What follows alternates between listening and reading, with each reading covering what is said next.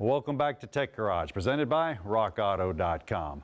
Well, I'm actually not a doctor, but I do play one on Tech Garage, a brake doctor that is. Welcome to the Garage Edge segment.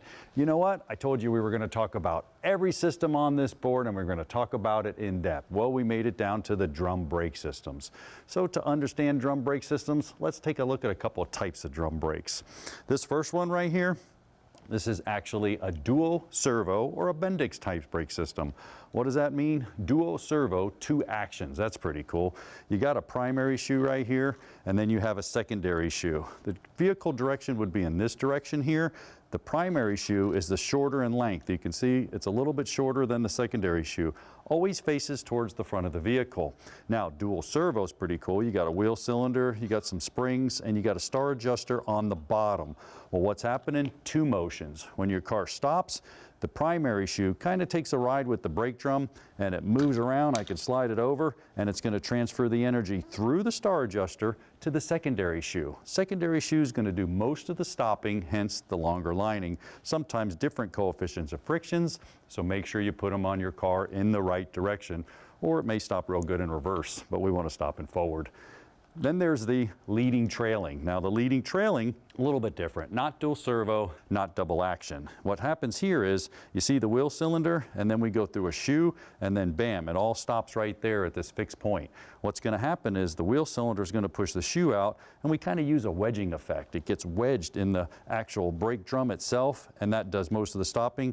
This one comes back, transfers the energy back into the wheel cylinder and gets wedged on this side. So 2 types of drum brakes. Now a couple tips for you. Anytime you're doing drum brakes or doing a brake inspection, it's a good idea, man. RockAuto.com, voila. I mean, geez. I mean, there's a lot of parts. Tip for you, take a picture of the brakes, one side, before you start messing with the other side, because you could have springs, return springs, star adjusters, kinds of different e-brake adjusters, hold downs, you name it, the system may have it. I got this kit so I can replace all the springs. When they start to get tempered or heat checked, you can tell when you're taking them on and off. What do I mean by taking them on and off? Well, you can take your drum off here, and if you have to, you're going to have to replace these shoes. Like I said, take a picture of the other side so you have a reference to look at of what's going on. Now, once again, RockAuto.com, they actually sell tools, all kinds of brake tools. Just go to the tool section. We got a whole kit that does discs and drums. So I can use this as a spring retractor. I can use this side to pull some springs. If I want to adjust the star adjuster, I have everything in the set. Now, a couple tips for you. You may be going down the road and you have a disc drum system.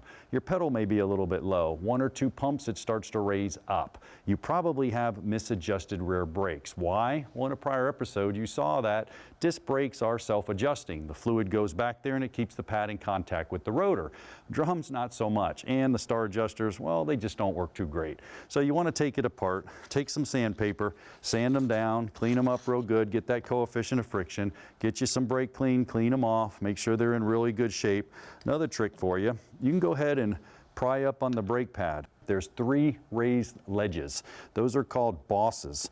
That's actually where the shoes ride. Only 3 places, one here, here, and down here. So I'll take a little brake lube, I'll pry it up, be sure not to get it on the shoe or the material itself, put a little bit in there so every time I apply the shoe brakes, they come out, the drum brakes and the shoes come out, and you don't have any squealing on the backing plate itself. So you can see there's a lot of components. You can actually go and look at them right there on this graphic. Make sure you clean it, make sure you adjust it, make sure you service them. Every time you do a brake job, it's good to do a good visual inspection on the rear brakes as well. Hey, we're going to take a short break, but make sure you come back because there's plenty more Tech Garage presented by RockAuto.com.